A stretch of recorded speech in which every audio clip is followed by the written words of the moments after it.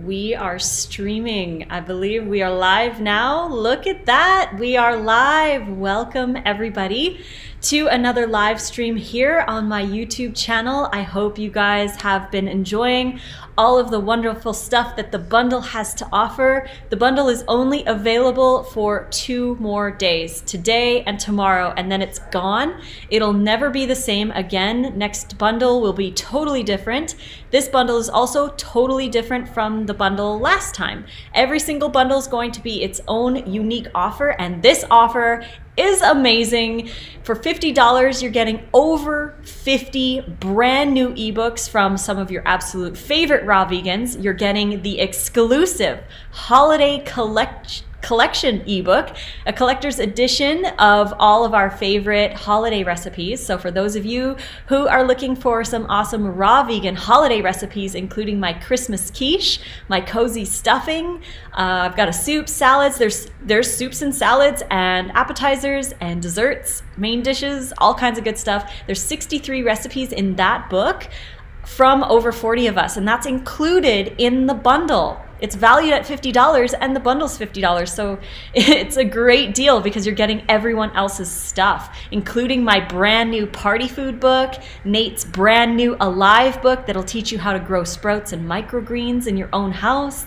There's so many cool, awesome things that are available. And we've got the chat going. If anyone has any questions, feel free to ask in the chat, and I have the link to the bundle in the chat pinned to the top. So if you do want to support us, you have 2 more days to buy this wonderful special, the bundle, the ultimate raw vegan bundle, here only until tomorrow night. It'll be over tomorrow night at midnight Pacific time. So World Vegan Day.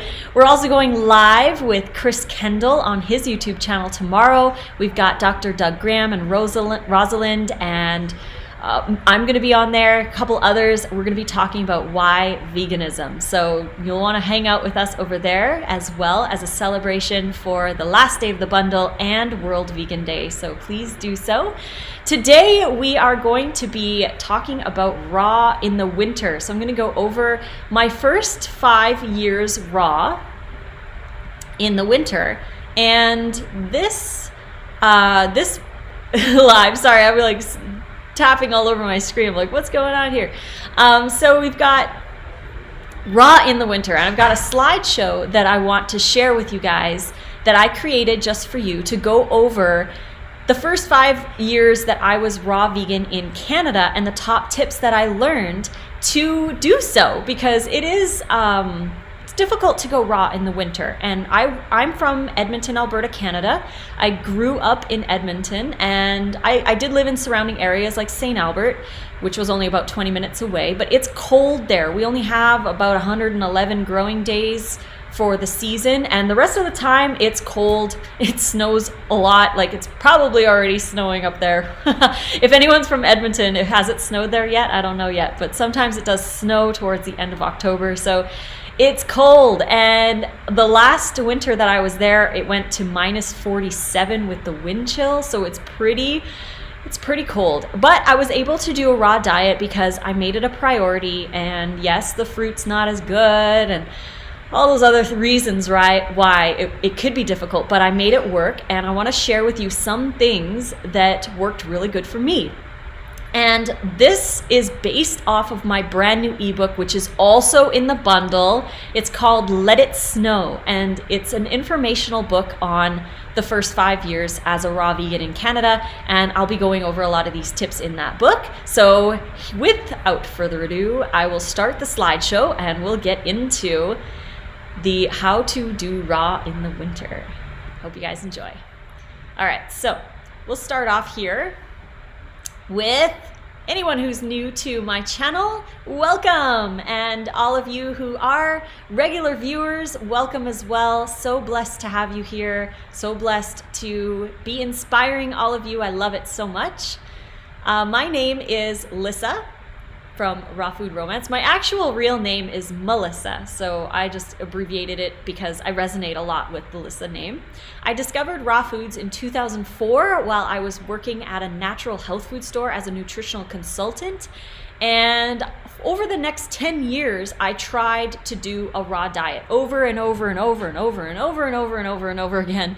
But I constantly was eating high fat. I wasn't eating enough fruits. I was under eating because I was counting my calories. I was trying to lose weight, and I was trying to put all of those old diet culture advices onto a raw diet, and it just was not working. And I was totally wondering, why couldn't I stay raw? What was wrong with me? What was I doing wrong? I didn't know. So for the next 10 years after discovering it in 2004, I struggled.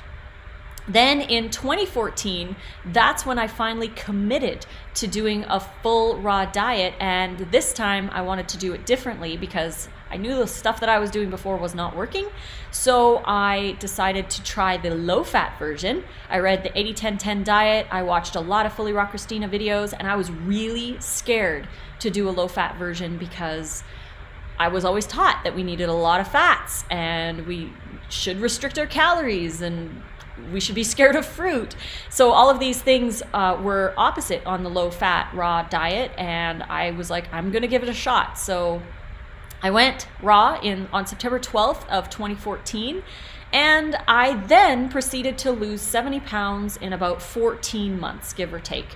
I wasn't doing this at all for weight loss. I was doing it for my health because my health was very important to me.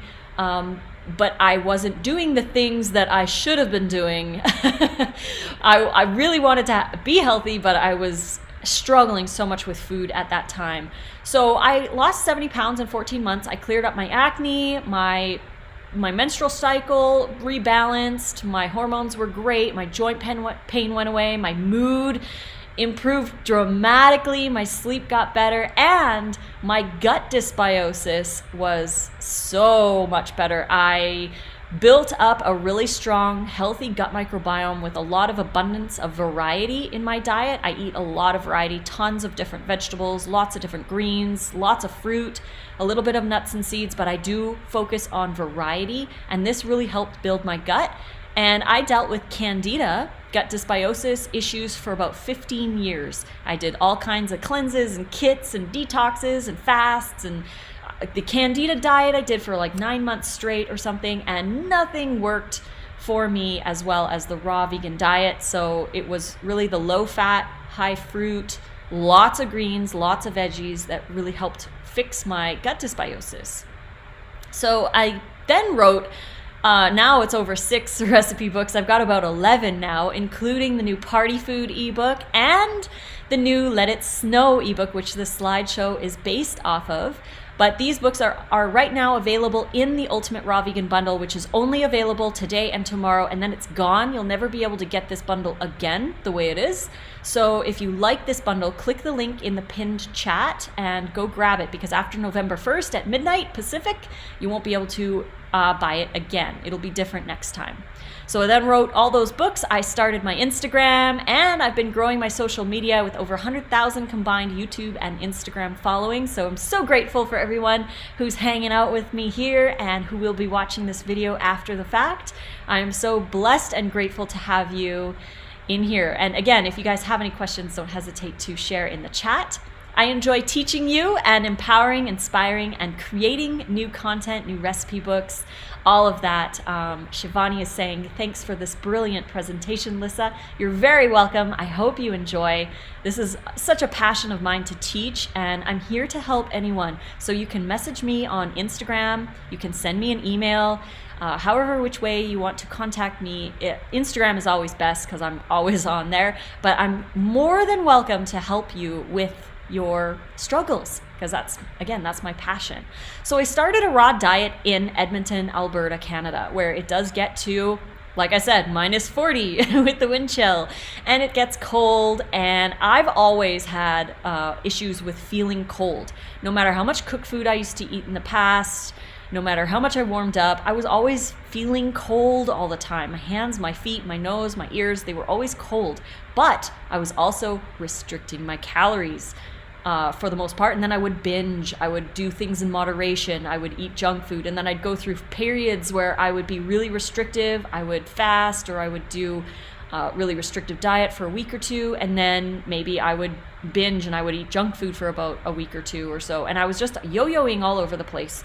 So when you go raw in the winter, a lot of people feel like it is restrictive because it's cold and you're going to feel cold and all that stuff. We're going to talk about that in the slideshow. But really, it boils down to a mindset shift, because you can do it in colder climates. It's totally possible, and we'll go over a lot of tips that I've learned over the years, but you have to want to do it and not to feel like you have to be perfect, because every area is going to have different foods available, and it depends on the environment that you live in. Like your house, if you keep it cold, it's going to be cold. If you shovel snow outside for an hour and a half and then you come inside, you're going to feel cold. It's just naturally how it is, but you can have a healthy mindset and think, I can do this in the winter, because it is definitely possible. Classic diet advice does not apply to a raw diet. So this is what I had mentioned earlier before, is that I was trying to put all of these classic diet advices onto a raw diet, like calorie restricting, eating high fat, limiting fruit because we're scared of fruit. All of these diet advices just don't work on a raw diet. You have to eat enough. You have to eat low fat, and you have to eat an abundance of fruit and a lot of variety. Got to get a lot of that variety in, especially minerals from greens when you are living in a colder climate. It's very essential and it helps a lot. So you go over your goals, your vision, and your reasons why, and it's very important to do this every single day, because we need to have a plan. It's kind of like having a GPS for your day. We got to write it down. What are you going to have for breakfast? What are you going to have for lunch? What are you going to have for snacks? And what are you going to have for dinner? Write down what you're going to have and schedule in the prep that you need to get that schedule done, right? If we need to go to a new store that we've never been to, we type in the address into our GPS and it gives us a route. It says, turn left here, turn right here, go straight for 3 blocks, and then turn left. Take this highway and then pull off on this exit.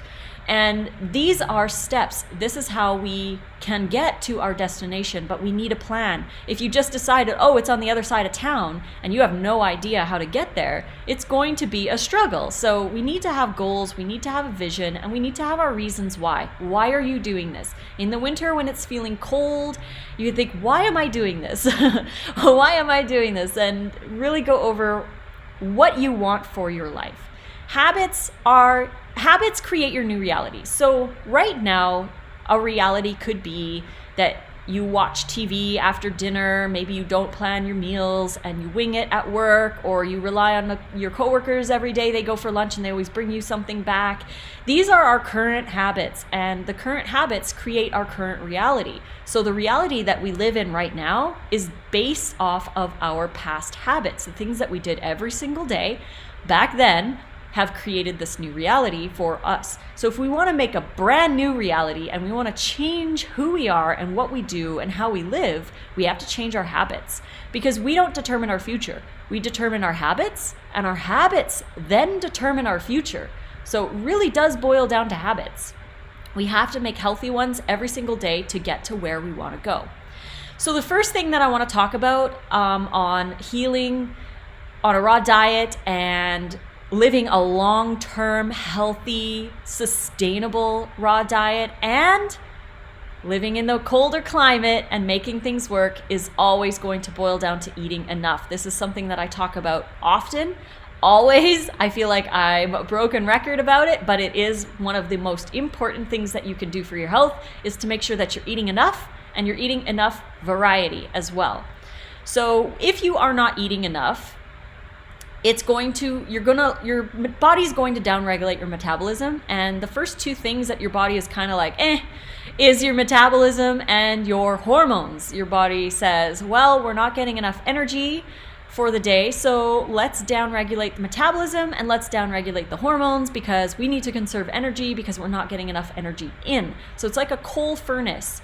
If you don't put coal into the furnace, it's going to stop burning. So we have to constantly be putting the fuel in so that we can have our own internal furnace burning effectively.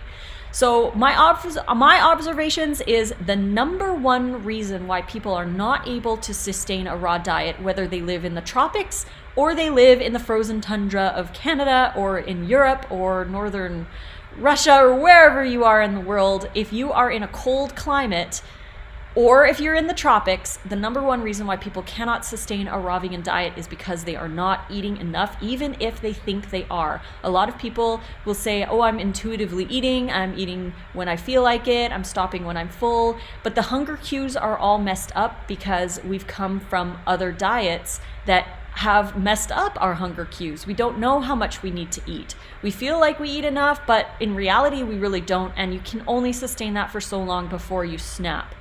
Undereating puts the body in a state of hibernation. So when you undereat, like I mentioned, your body slows the metabolism down because it's trying to conserve energy because you're not giving it enough energy. So you're going to feel colder, and this is why a lot of people with anorexia or any kind of eating disorder where they are undereating or not getting enough nutrition, their body actually produces a lot of body hair to protect it from the cold, because the body is not creating enough energy because you're not getting enough energy in. So when you undereat, when you skip meals, when you have portion control, when you're forcing yourself into these states where you're trying to calorie restrict or whatever it is, your body is going to downregulate your metabolism to the point where you are going to probably feel colder. Your energy level is going to go down, and you're going to want to snuggle on the couch way more often.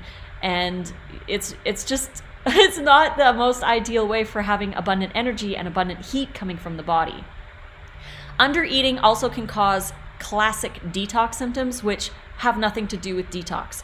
So there's a lot of people I've coached and helped with their struggles who are dealing with a lot of detox symptoms where they might feel irritable or emotional roller coaster or headaches, joint pain, obsession with food, cravings, those kinds of things. A lot of people will say it's just detox and to keep going, when in reality, these people are just not eating enough and it's causing a lot of issues. And I have a whole list of these issues in the book, so definitely go check that out if you want to.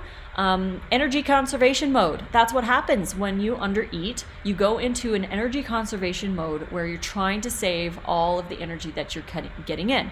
Again, the top two things that are shut down is your metabolism and your hormones. So a lot of people who are undereating, not only do they feel cold more often, but they lose their periods if they're women, and they just have a lot of low energy for men and women in general, but the hormones are downregulated as well. So you might lose a libido or, like I said, lose menstrual cycles for women. And this is a classic thing that happens when people undereat. Eat more and low fat for efficient energy use. So another thing is making sure that you eat a low fat diet, but you're eating a lot of everything else. So lots of fruit, lots of greens, and get that low fat in.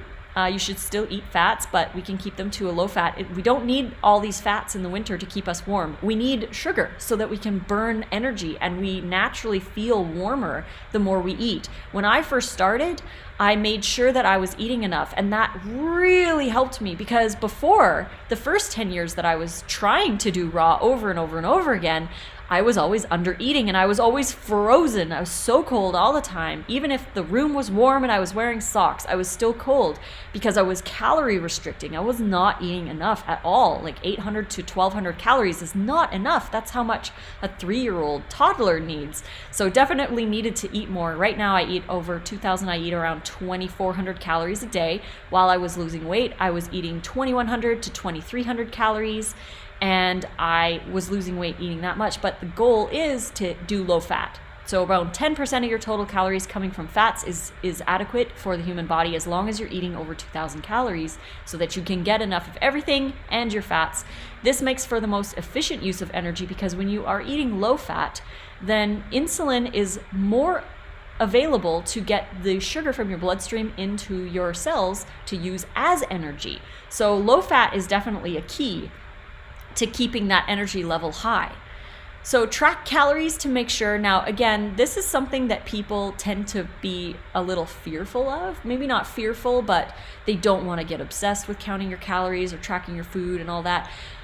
But it really is a learning tool. It's something that we can use to learn about what we are putting into our bodies. It's a beautiful thing, and we aren't taught this stuff. We're taught to just eat whatever and try to eat a balanced diet and eat whatever, like if you can't eat something, you go out to eat, or you go too long without eating. And our modern society has us eating to feel full for like 4, 5, 6 hours. And we are just not designed to live in this modern lifestyle. So we have to make it work for ourselves, and we have to schedule it in to make sure we get enough. So tracking your calories will really be eye-opening to see, and you don't have to do it for the rest of your life.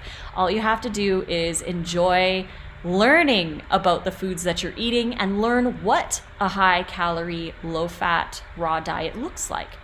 If you're cold, you might be under-eating, and this is definitely true for many people. If you are feeling cold in the colder climates, then not only is it just the temperature around, but if you're cold in the warmer climates, again, if you're cold in the tropics, it's likely because you're under-eating. Not only will you feel warmer, but it's more sustainable because you'll be getting enough protein, you'll be getting enough fiber, you'll be getting that variety to feed your gut microbiome, you'll be getting enough hydration, all the good stuff that we need when you eat more anyways. So the next tip would be room temperature foods. I have had many people ask, do you eat that cold? Or is that soup cold? Or is that burger cold? Or the sushi in this picture, is that cold?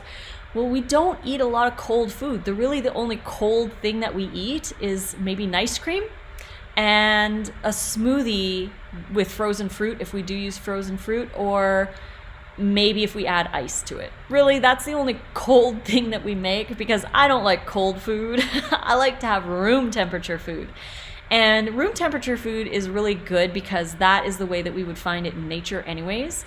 Cold food equals cold insides. And I would always find it funny how I never, ever, ever complained of hot food in the summer, but I would complain about cold food in the winter.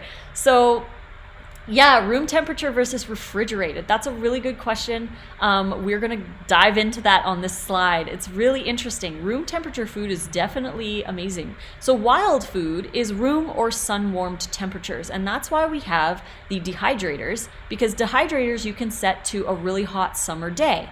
For example, if you are maybe drying some mangoes, you would dry them at around 110 to 115 degrees Fahrenheit, which would be around 42 to 46 degrees Celsius, which would be a really nice hot summer day.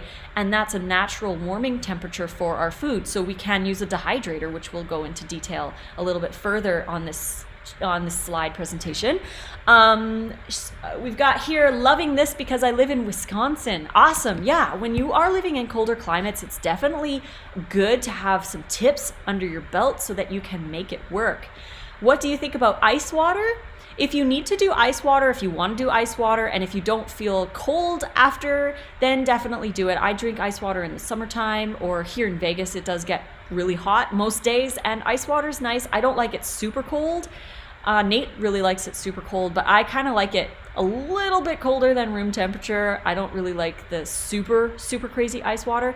And we are going to go through that a little bit here, that cold stuff actually does slow down your digestion. So you're going to want to maybe see about how that works on your body, because everyone's going to be a little different, but it does slow down your digestion. So fruit on the counter.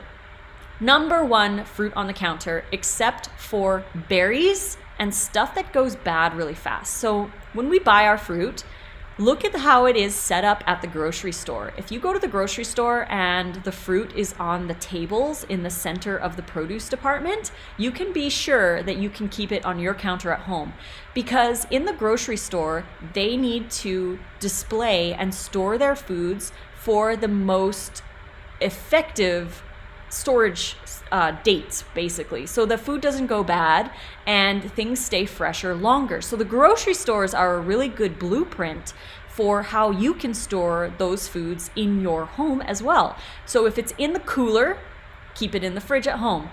If it's on the tables, and they're not in the cooler, then you can keep it on your counter. So pretty much all fruit you can keep on your counter. You can keep pineapples and mangoes and melons and apples and oranges and bananas and avocados and tomatoes, even cucumbers. You can keep all of these things on your counter and they'll be fine as long as you're eating them within the appropriate time. Obviously, we're not going grocery shopping once every 2 weeks and we've got moldy stuff. We go grocery shopping about every 2 to 3 days and we get fresh what we need and then we make sure we eat what we have so things aren't going moldy on the counter. They're staying at room temperature and they're ripening properly, because fruit doesn't ripen properly in the fridge. It's going to taste weird and it's just not that great to have certain things in the fridge. Now, the only exception I have found is berries or overripe fruit. Like if there are some things on your counter that are overripe that you're just not going to get to right away, I would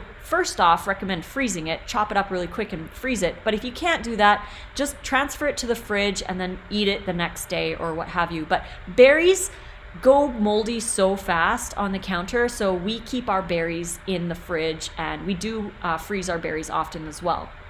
So limited choices of stuff that goes in the fridge. Now, the things that go in the fridge typically are things that wilt very quickly on the counter. So greens, lettuce, celery, carrots, beets, radishes, these kinds of things wilt very quickly on the counter. If you ever brought your groceries home and you left the bag on the counter and you didn't put stuff away, you'll notice that your lettuce is probably really wilty and limp.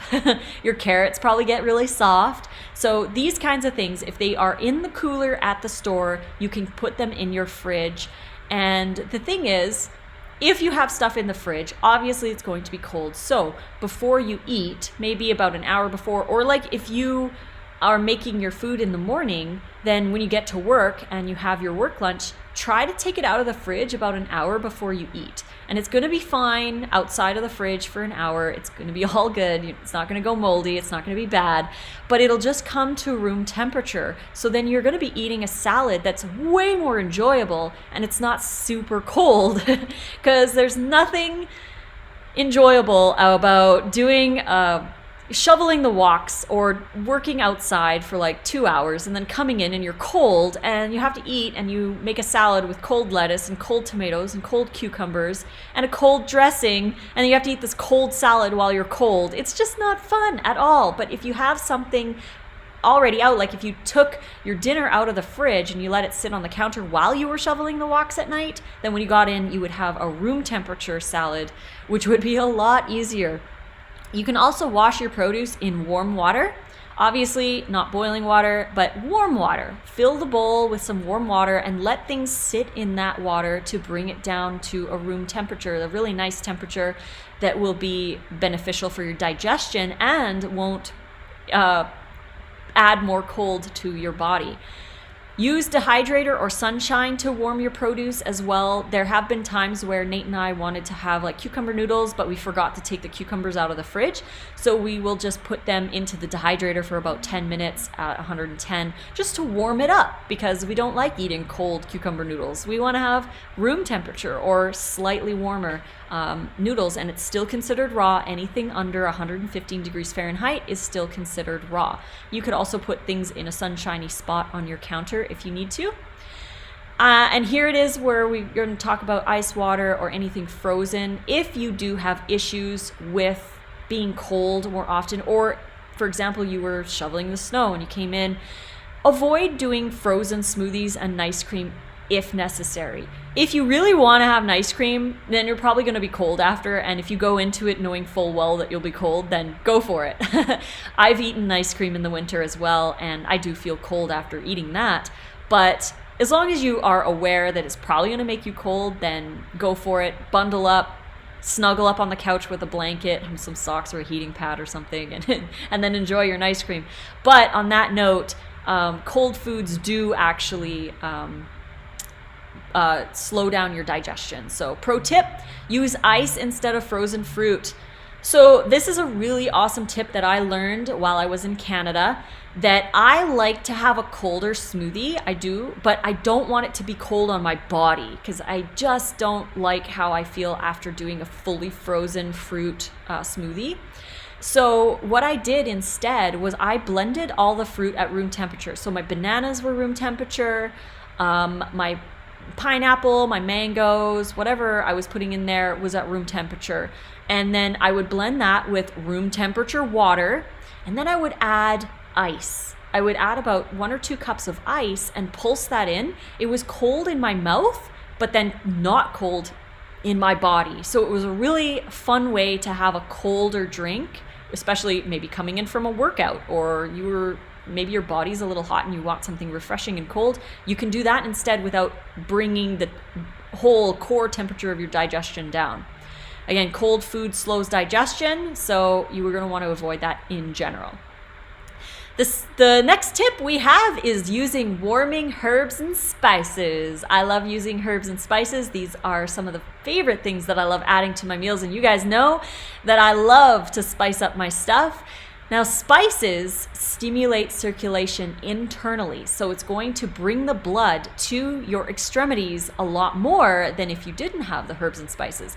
In the beginning, I did a lot of herbs and spices because I love them. I know that they were really good for me, and I did an abundance of them. So things like cayenne pepper, paprika I did a lot of, and I still do, rosemary, garlic, ginger. We're going to go through a few of them here, but these are all really warming spices. You want to start slow, obviously. You don't want to start too fast with some spicy things because it might be too much for you all at once, especially if it's really spicy and you have a sensitive stomach. Then just start slow. Start with 1/8 of a teaspoon instead of 1/2 a teaspoon or what have you. And then you can always add more spices, but it's a lot harder to take them away. So definitely start slow. Bonus, it adds flavor to your meals, so you can change up the flavor of some of your favorites by adding different spices.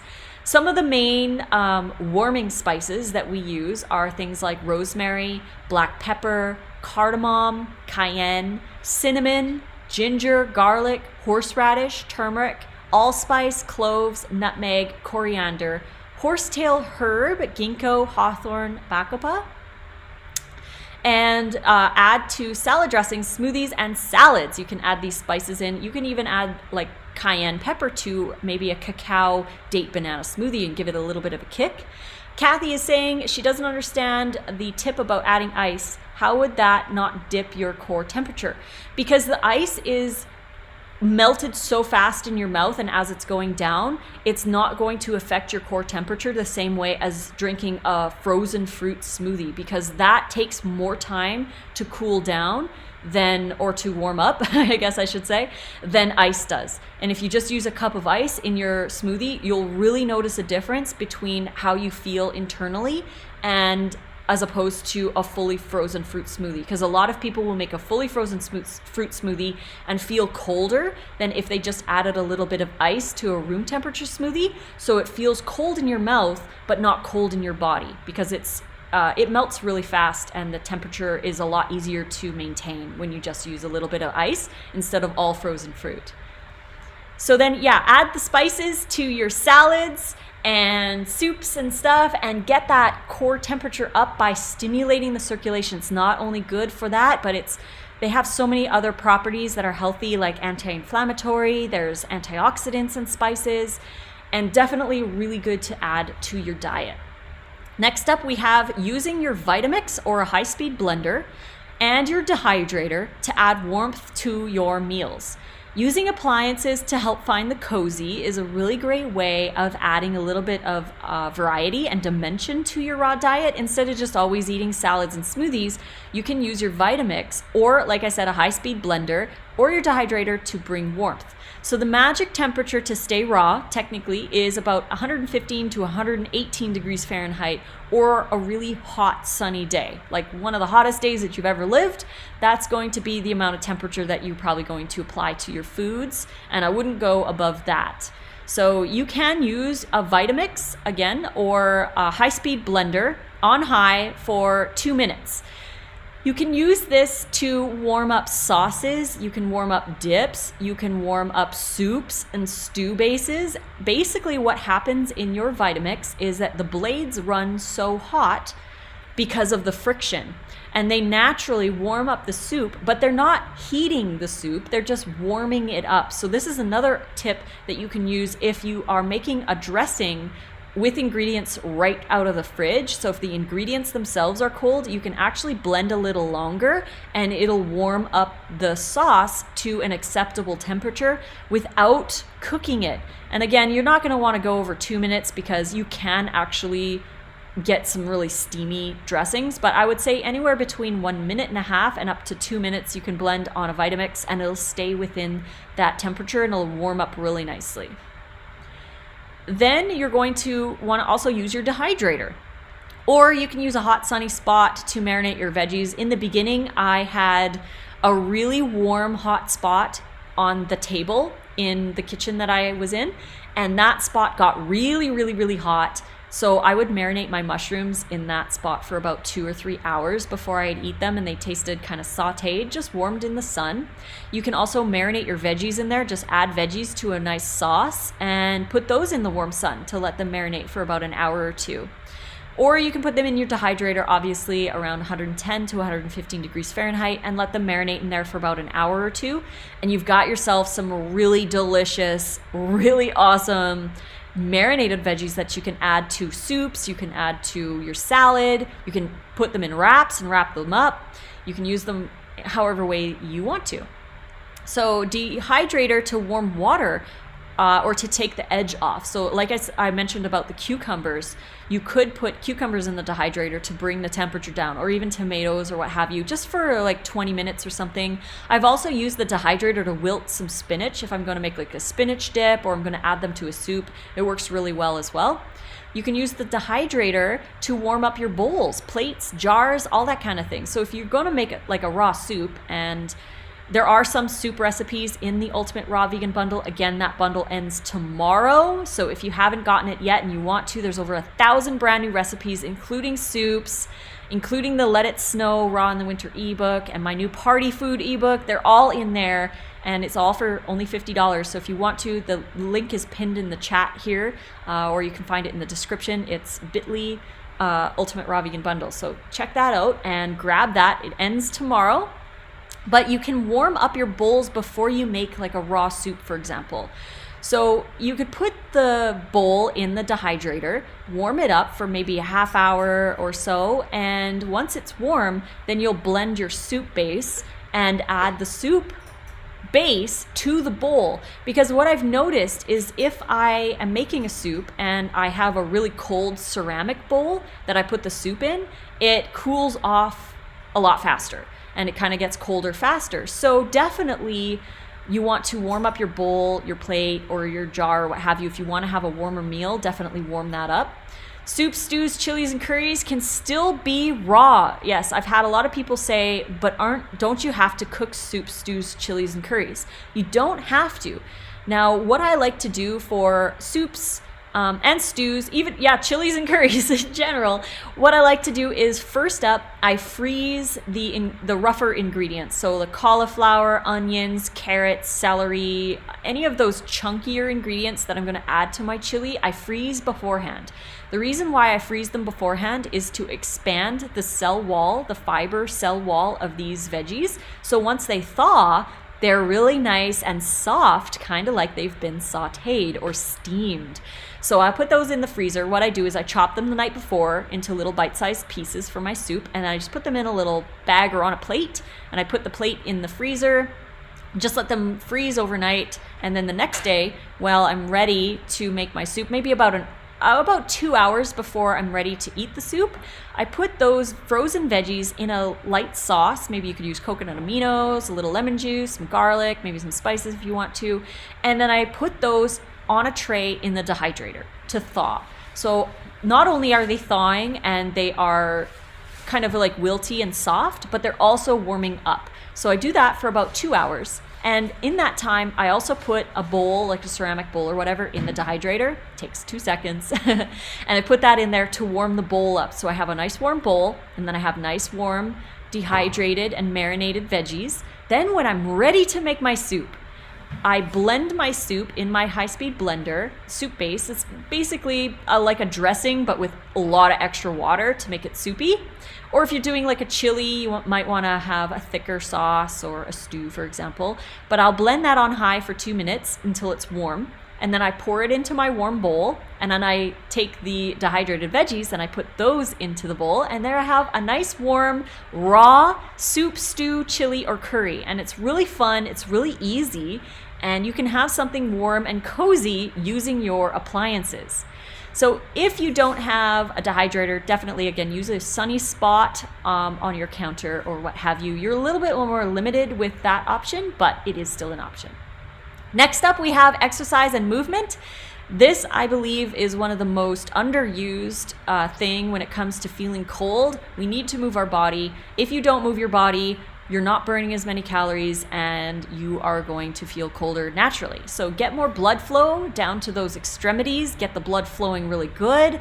If you're cold, get moving. Even if you're eating a raw diet and you're feeling a little bit cold, maybe it's cold outside or you've sat for a long period of time and you're just feeling a little colder, get up and get moving. Do 100 squats, do 100 jumping jacks, put on a really cool song and do some dancing, or do a yoga flow. Something, get up and do some movement, because that will help warm you up, and then you'll be able to feel a lot better.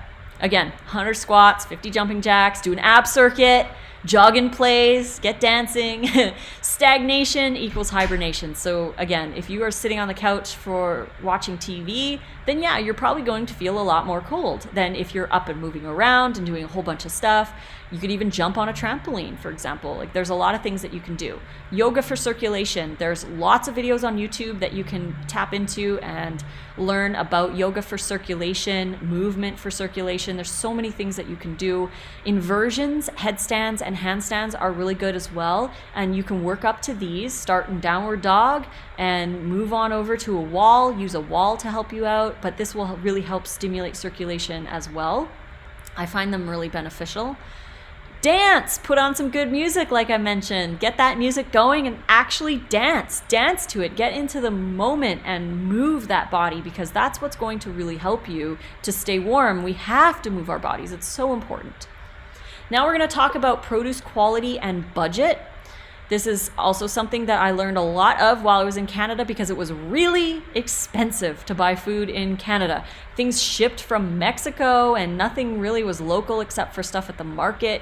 It was hard to get really good produce at a really affordable price. So what I learned was to buy in season. If you can, for the most part, buy stuff in season. If it's way too expensive, then find other things to eat. And yes, it's important to have variety and try to eat the most variety that you possibly can while you are doing a raw diet in the winter, but you want to also save money because it can be really expensive. I remember one time pineapples were $7 each. I'm like, well, I guess I'm not having pineapples for a while. But I did buy the things that were in season, like apples and pears and plums and things like that, that were working for me. So buying in season is really, really important. I also learned to budget for the winter, so I have savings in the summer. So say I was spending, I think in Canada I was spending around $450 to $500 Canadian, sometimes more per month. Really depended on what I was buying. Sometimes I would splurge and just spend like a crazy amount of money on exotic fruit, but on average I would say totally doable of $450 to $500 just for me, for my raw food for the month in Canada. Now that I'm here in the US, it's probably more like $400 or less for myself. I could probably do it on $350 or something for a whole month. Nate and I spend around $700 a month, maybe less. Maybe it's more like $600 a month. Again, it depends on what we buy, but you want to budget for the summer. For the winter. I budgeted for the winter. So I made sure that my income, what I reserved for food, I reserved based on winter prices. Then when the summer came around, I was like, oh, everything's so much cheaper. I'm able to buy so much more with the same money that I have. Because a lot of people, when they go raw in the summer, because it's a lot easier to go raw in the summer. For sure it is, because there's a lot more abundance. But they are in the understanding of what it costs in the summer, and then when the winter comes around, they're like, whoa, everything's way more expensive. How am I going to afford this? So instead, remember to budget for the winter months so that you have a lot more savings in the summer and you can enjoy that. You can maybe put that money aside so you have more in the winter time, but definitely budget for winter months instead so you can enjoy the summer months. Practice gratitude. This is also something that was a big epiphany for me when I was in Canada, was to practice gratitude for what I was able to get, because I told myself one day, I'm like, Lissa, you can get bananas in Alberta in the winter. Like, how cool is that?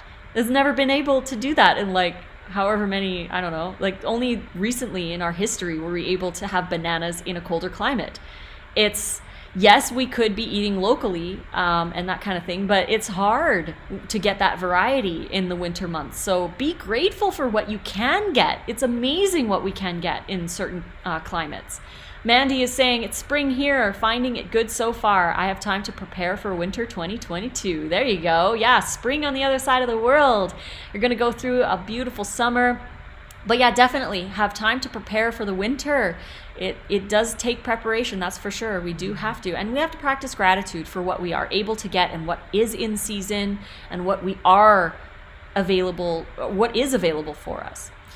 So finding deals like bananas for $5. So when I was in Canada, I was friends with my sweet friend Paige, and she was in connection with one of the grocery people, and he would call her every time that he had some overripe bananas. So she would call around to all of us and say, hey, we've got some overripe bananas. He's got 6 cases. Does anyone want some? And we would get a case of bananas, which is like 85 to 90 bananas for $5. They were overripe, and then obviously I would be peeling them and putting them in the freezer for later, but I could find bananas for $5. I would get fruit that had the red band around it where it was overripe and they were just trying to get rid of it. It would be on sale. Finding deals like that really helped me to save a lot of money because things are expensive. Grow food indoors if you can. In the colder months, there's no way that we can grow food outside because it's snowing, it's cold, nothing's gonna grow. So grow food inside if you can. And this is where Nate's book, Alive, all about growing your own sprouts and microgreens so you have fresh food in your house at all times, is part of the Ultimate Raw Vegan Bundle. So you can get his book and my party food book and over 50 other books, all for $50 if you click the link in the chat and go grab that. It ends tomorrow. But in Nate's book, he teaches you how to grow your own sprouts, grow your own microgreens in your house. So it doesn't matter what climate you're in. If you're able to order the seeds and whatever trays if you want to use them, but you really don't need a lot to grow sprouts. You just need a jar with a mesh. You could use a garlic bag, a used garlic bag or cheesecloth or whatever, and you can grow your own sprouts as long as you have water. That's all you need to grow sprouts. But he teaches you how to do it, and he has a lot of options in that book, so definitely go check that out. The link in the chat. But yeah, growing your own food indoors really helps with the cost. And you want to really find those deals. Shop around if you can. We have multiple stores that we like to go to because some stores have better stuff and other stores have better deals on things. So ethnic markets are amazing. Not only are you supporting that community, but the ethnic markets have a lot of variety, a lot more variety than you probably have ever had in your diet. So definitely check out those stores as well because they have a lot of variety. So now we're going to talk about social eating and the holidays. That's coming up for a lot of us. Social eating and holidays is a big topic in the winter time because typically this is a challenging time for a lot of people. And what I found really interesting too is that a lot of people say that it's more difficult to go raw over the holidays, but without realizing that it's actually just as hard to go raw in the summertime when you have barbecues and patios and get-togethers and vacations and holidays and birthdays and weddings and all these things in the summer. It's actually really hard in the summer too to go raw. It doesn't matter what season it is because there's always going to be a social gathering. There's always going to be a holiday. And it really does boil down to your reasons why. So you can go raw and you can enjoy the holidays, you can enjoy social situations, but you really have to go into it with your reasons why, and you have to go into them prepared. So when I'm dealing with a lot of people and they are asking questions or they're saying stuff about what I'm eating, I like to use the Socratic method to have debates and conversations with people. The Socratic method is something where you are using questions to get your point across. And the person who asks the questions in the conversation is always tends to be the person who controls the conversation. So you want to be asking people questions. Now, if somebody says, where do you get your protein? You could reply with a question, say, where do you think I get my protein? Or did you know that greens have a lot of protein? Or you want to use a question to get your point across to them. If they say, why are you vegan? You say, why do you think I'm vegan? Or what do you think I eat during the day? And it actually makes them think instead of you just giving them the answer. And they're a lot more open to listening when they have to think of the answer instead of you. And then you can always word stuff as a question. It does take a lot of practice. So definitely practice the Socratic method. It really disarms people. Also remember that your choice is a mirror to what their choice is. You go to a party and you choose a raw salad. Everyone else is choosing pizza and nachos and burgers and fries and you name it, and you're the only one eating a salad. Your salad is a reflection back towards their choices. And all of these people are going to react differently to that mirror. Some of them are going to make jokes for comic relief. Some of them are going to bully you because they're angry and scared and they don't know what to say. Some of them are going to debate you. They're going to contradict everything you say. And then some of them are going to be naturally inquisitive and want to know more about what you're doing. But every person is going to react differently to your salad. And it's not you that they are reacting to. It's their choice that they are reacting to, because their choice is reflective in your choice. And they see what they're eating and they're like, immediately, subconsciously, they think, is my choice bad now? And then they feel fearful and they need to protect their own choices. Just because you chose a salad, this whole thing happens subconsciously with these people. So remember that saying no is an act of self-love. Saying no to something that doesn't belong in your body is saying yes to something else that does belong in your body. So remember that saying no is not a bad thing. Saying no is saying yes to yourself. So don't hesitate to say no. If someone's asking you if you want a bite of their burger or what have you, you can be like, no, I'm good. I got my salad. All's good, blah, blah, blah. Remember, you're saying yes to yourself when you say no to others, and stay true to your promises to yourself. This is so important. When you go to a social situation, go over your reasons why you're going to choose properly. Eat before you're going so that you are full up when you're there, because when you're full up, remember tip number 1, eat enough.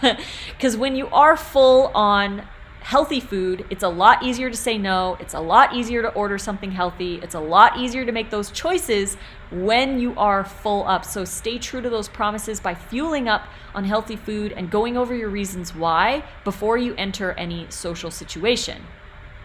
Shower them with love when they offer you food. This I learned with my dad. He would offer food all the time and be like, Dad, I love you. You know I love you. I'd change the subject, give him a big hug. Because the thing is, these people, when you decline their food, they feel like they're being rejected. They feel like your change means that you no longer love them for some reason. It's a really interesting concept. And it's almost like when we change, it's a lot harder on our friends and family than it is on ourselves. It's a lot harder for them to deal with our change than it is for us to deal with our change. So make sure that you shower them with love, change the subject, talk about them, and just really come at it with love. Because when they react to your meal with bullying or jokes, or they poke fun of you, or they start to debate you, they're doing it out of a place of fear because they're scared that they might need to change, or they're scared that now you judge them because of what they're eating. And the solution to fear is always love. So diffuse the fear with love. Shower them, give them hugs, talk about themselves, compliment them, do whatever you can to change the situation so that they feel loved, because that's what they're looking for. Take your own and extra to share. Show them what you eat. Show them how much you eat. Share with them. When Nate and I go to a event gathering or what have you, we will always take double. So we'll take a whole tray of sushi for everyone else, And then we have our own salads and some raw sushi for us as well, so that we can share with them some of our raw food, but we also have enough for us, because that's the thing. One time we went to this one party, we learned this. We went to this one party and we only made one tray of raw sushi. And when we got there, everyone was eating the sushi like crazy, and they're like, this is so amazing, I love this dip, and blah, blah, blah. And they ate all the sushi, and Nate and I were like, oh, there's none for us. So we were really hungry at that party, because obviously there was nothing else that we could eat there except for ours. And we learned that we need to bring extra for us, because everyone else is going to love the raw food. So we had to bring extra. And I did that when I was in Canada. I brought my own stuff to like family gatherings. I did this one weekend retreat with my grandmother and my aunts and cousins. All of us women, we went to what we call Women's Weekend, and we hung out all together. And I brought all my raw food for 3 full days and kept it in the fridge there. It was really wonderful, and I got to show everybody what I was eating, and we created new traditions, which is the next tip here, is we created those new traditions, and I create my own new traditions. For example, like the Christmas quiche, which is in the exclusive holiday recipe book that's part of the bundle. This holiday book will not be available after the bundle is over. So after tomorrow night, you will not be able to get this ebook. This is a very special collector's only edition that you can only get in the bundle. You can only get it for the next 2 days. So click the link in the chat and grab that bundle. My Christmas quiche recipe is in there with over 60 other recipes. So holiday recipes for you. But I created new traditions by creating new favorites, like my Christmas quiche with the cozy stuffing. And these are recipes. In the beginning, I used to make my mushroom loaf, which has like a tomato sauce on top, and it's a dehydrator recipe. I would only make it on the holidays and on my birthday. It was like my favorite thing, and I haven't made it in years because we switched to the Christmas quiche. But now that I'm talking about it, I really want to make that mushroom loaf for holidays, because I created a new tradition for myself. I changed the way that I viewed the holidays, and I can still celebrate certain things if I want to, but we create traditions. The only reason traditions exist is because we do the same thing every year. So we just have to change the things that we do every year and find better ways to celebrate the holidays. Find new holiday favorites to try. Try out all of the recipes in the holiday ebook. There's so many in there, from salads and appetizers, main dishes, desserts, and drinks. There's all kinds of good stuff in that holiday book. Again, in the bundle, only available till tomorrow night, November 1st at midnight Pacific. Smells are just smells, so enjoy the experience and the family. I learned this when I was going to the holiday parties that my grandmother would have, and we would rent a big hall and the whole family would come. So I would go there and it would smell really good, but I really realized that the smells are more just like an air freshener, and that's what Christmas smelled like for me. So just to enjoy the smell for what it is and really invest myself in my family and friends and have those experiences instead of just the food, because I was enjoying my raw food. I enjoyed the smells that were around, like the stuffing and everything. Sauteed garlic smells amazing. But I just enjoyed my raw food and the smells and all my friends and family. So now we have the fallback 5 and your favorite recipes. This is something that I have always talked about, having your fallback 5, your top 5 most favorite recipes that you can make whenever you are feeling a craving coming along or you have a party to go to. You can just make this really quick and easy, and you're going to enjoy it. So why fallback 5? Now, normally when you are thinking of like, what should we have for dinner? You typically have around 5 different recipes that you typically eat most of the time, right? Be it tacos or pizza or a soup that you really love or whatever. Like, we typically have around 5 recipes that we make all the time. Pasta, whatever. So you're going to find these fallback 5, and they're going to change over time. Sometimes they change every week. But you're going to have these 5 recipes that you can fall back onto when you are tired or you're struggling or you're bored and you want to make something. You can fall back onto those 5 recipes that you know and love, and that you always have those recipes on hand, like the ingredients on hand to make. Experiment with flavors of the season. And this is something I wanted to talk about in the spice section, was that a lot of the spices that we enjoy over the holidays are all warming spices, like rosemary, garlic, and those really warming, comforting, even the nutmeg and the cinnamon and all of these like fall pumpkin spice blends, they're all very warming on the body. So experiment with the spices and flavors of the season, because this will really help stimulate your circulation as well. Create your own recipes. Find stuff that you love. Again, there's over 1,000 brand new recipes in this bundle, and everything, like I said, brand new. There's no recipe in here that has been released before. All of the contributors, there's over 50 people that contributed ebooks to this bundle. Every single ebook that is in this bundle is brand new, never before released. So for $50, you can get everyone's ebooks, but it ends tomorrow night. After that, you can still buy everyone's books, but it's gonna cost you over $3,000 to buy everything that's in this bundle. We're giving it to you for $50. So if you want to grab all of these books and over 1,000 recipes, and there's information and all kinds of good stuff, definitely check out the link in the chat or in the description and go enjoy all of that. So find your fallback 5. You can find them easily in this bundle. Make a plan. Write down what you're going to have for breakfast, what you're going to have for snacks, what you're going to have for lunch, and what you're going to have for dinner the night before. A successful today starts last night. So you want to plan the night before, write it down so that you have a goal. Schedule in that prep so that you can take action on your goal. Because if you don't, you're going to wing it. You might go hours without eating, and then all of a sudden you're craving everything, you're cold because you haven't eaten, and then you're just going to go through the drive-thru. So you want to make sure you have a plan so that you can get to your goals. Other things to get cozy. These are other tips that I used myself while I was in Canada for those first 5 years on my raw journey. Blankets, sweaters, and socks are always obvious because, again, if it's cold outside, it's going to be cold inside. And cooked food isn't going to fix things, but if it's cold, you're going to need to warm up. So make sure that you bundle up, get those socks on. Use warm water if you need to. I know a lot of people will put warm or boiling water into a mug and then just hold the mug. This helps a lot too. It just brings that coziness. Cold showers. I know this sounds counterintuitive, and probably a lot of you know about cold showers, but while you're taking a shower, at the very end of your shower, you can do anywhere from 10 seconds to a minute or more if you want. Put it on the coldest and just stand there in the shower.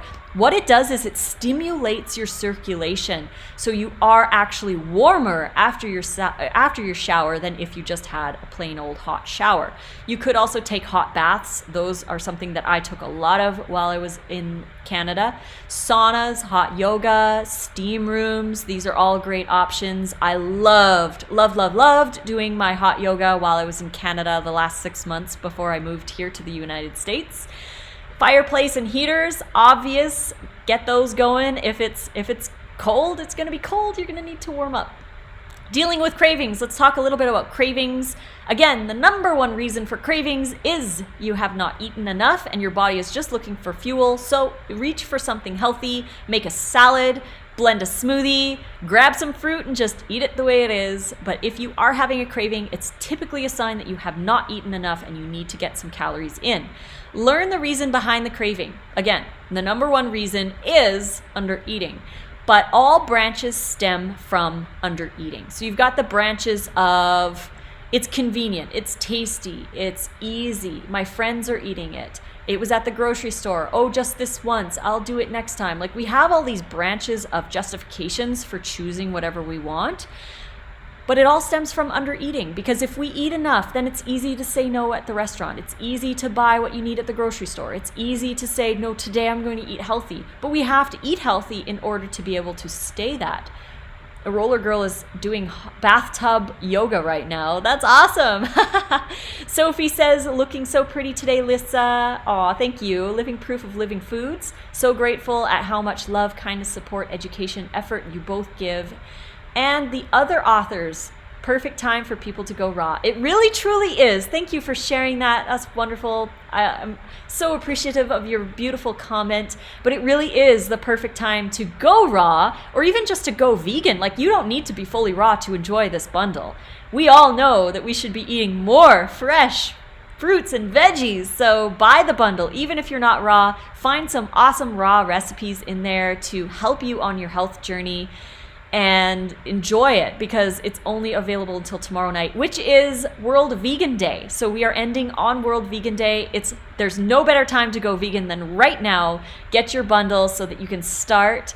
Sophie is amazed so many people watched the Game Changers movie, which is fantastic, but no one I spoke to about the documentary or anyone I met has heard of raw veganism. Yeah, the thing is that when I discovered raw foods in 2004, I was working at a health food store, and raw foods was very, very, very niche. Not very many people were doing it, and it was difficult to do it because we didn't have as much information as we do now. And I always thought that vegans ate high raw anyway, or all raw. And it was just fruits and veggies, like so simple. But the problem is that too many people are restricting, they're not eating enough variety, or they're eating too high fat. And this is causing a lot of issues in the raw community because people are just not eating enough. So that leads to cravings, and eventually they snap. And they end up going back to animal products for some people, or they're eating a lot of cooked food because they just couldn't sustain a low-calorie, restrictive diet. We need the variety, and we need to eat abundance. So some of the main reasons why we end up having cravings is, number one, undereating, obviously, but stress can cause cravings, tiredness can cause cravings, and boredom can cause cravings too, as well as peer pressure. This is another one that can cause cravings.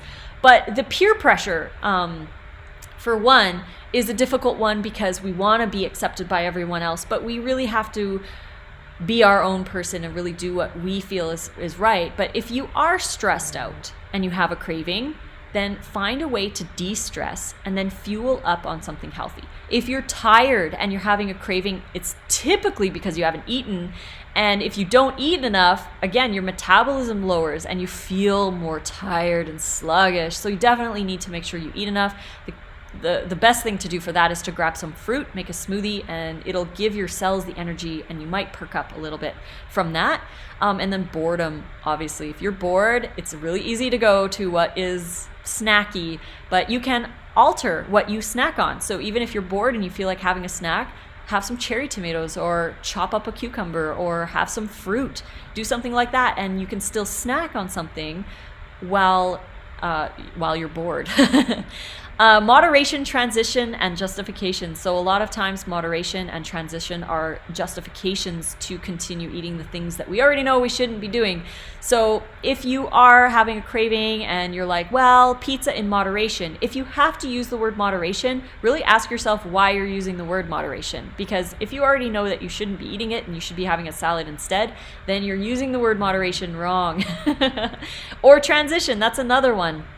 Transition is another one that people use a lot. They're in transition to become a vegan, but they're at a restaurant with their friends and there's salads with cheese on it, and they're like, well, I'm in transition, I'll just order this. But that's not what transition is. Transition is the state where you are practicing daily habits that will become your new reality. So if you are transitioning to vegan, every day you make decisions that a vegan will make, and this is the practice period. So you want to choose what a vegan would choose. In that situation, you would probably ask the waitress to take, or the server, to take the cheese off the salad, right? You want to take that stuff off and have a vegan salad instead. You want to take the opportunity, every single choice, to make the choice that a vegan would make in your transition. Because once the transition's over, it'll be reality and you'll just be making those choices anyways without thinking about it. So that's what transition really is. Living outside the label. This is something that happens to a lot of people. They get into the label and they're like, I am a raw vegan, and they identify with it, and then they put themselves in this box, and they can't have this and they can't have that, and they feel really restrictive. You want to break free from that label and say, I can eat anything I want, but I choose to eat raw foods because I am in control. Once you change the language that you're using, instead of saying I can't have pizza, you can say I choose not to have pizza because you are in control and not your food. So that's a great way to get out of that living in the label. The smells, like we mentioned before, a lot of the smells can stimulate a craving, like you might want that from before. But remember that 80% of the enjoyment of a meal is the smell itself. So you are enjoying it still with the smell, and don't feel like guilty or shameful because maybe if you walked by a restaurant and it smelled like sauteed garlic, you can enjoy the smell. I enjoy the smells, but because it's been so long for me, I don't associate them with food that I eat. I just enjoy the smell for what it is, kind of like an air freshener, I guess. Making food for others is really difficult for some people. My best tip, if you have to make food for others, make sure that you have your food ready and that you are snacking on your food. Maybe you start your salad before dinner time. You're just eating your own stuff while you're making food for others. Then it helps you to not only stay full, but to be eating your own stuff instead of tasting their stuff. And if you are making stuff for others, like if you have kids or whatever, get them to taste test and say, oh, it needs more of this or whatever, because they're the ones that are going to be eating it. So, or your husband or spouse or wife or whatever. Go over your why again. When you have a craving, remember, make sure number 1, eat enough, and then go over your reasons why you're choosing to eat healthy foods. So thank you everyone for joining me for this YouTube live. I hope you enjoyed. If you have any questions, feel free to share in the chat. Again, if you're enjoying all of these lives, we only have today and tomorrow left. I have two more lives today. I'm going to go live with Lava Love USA, Elizabeth. We're going to be talking about gut dysbiosis and candida on my Instagram in about 50 minutes. And then tonight at 5 p.m. Pacific, Nate and I are going to be making a spooky recipe together on Instagram. So we're going to head over there and watch us there. But other than that, thank you so much for joining. And again, if you are enjoying these lives, please support us by grabbing the bundle. The link is in the chat. It's only available until tomorrow night, midnight, November 1st. So definitely check it out if you enjoy it. But again, thank you, thank you, thank you. I'm going to turn off the slide so I can see you lovely people. Hey! Thank you so much again for joining. I have a wonderful time with these, and I hope to do more in the future. If you guys enjoyed these lives, please let me know, and I will create more of them. Maybe we'll just chat like this. Maybe I'll make more presentations. I really enjoy doing these, but yes, definitely thank you. Thank you, thank you, thank you, thank you from the bottom of my heart. And I know Nate says the same thing. We're so grateful to have all of you here. Subscribe to the YouTube channel, who comment on our stuff on social media, and I love seeing what you guys create. If you make any of the recipes in the bundle, tag the original creator, whoever the recipe book is from. They would absolutely love to see what you make from their book. Follow the people in the bundle. You can see everything on the website, all the stuff that you're getting for $50 on the website. The website is in the chat. You can click that link and go check out the bundle. And follow everybody, give them some love, share with them, and just spread the love, because we're all here to learn from each other. Everybody has something to teach, and I love you all too. I learn so much from you just from the questions you ask and from what you share. I love it absolutely so much. So thank you again. Grab the bundle before it's gone. I will be going live again, as I mentioned, in about 45 minutes or so on my Instagram with Elizabeth. Mwah. Oh yeah, Mandy's saying I've been discovering new people thanks to you. That's awesome. We want to spread the love, because again, like I said, everyone has something to teach, which is wonderful. Hello everybody. I'm going to sign off now. Thank you so much for joining. This has been wonderful, and I will be back for more. I love doing these lives on YouTube, so I will see you soon. Mwah. Happy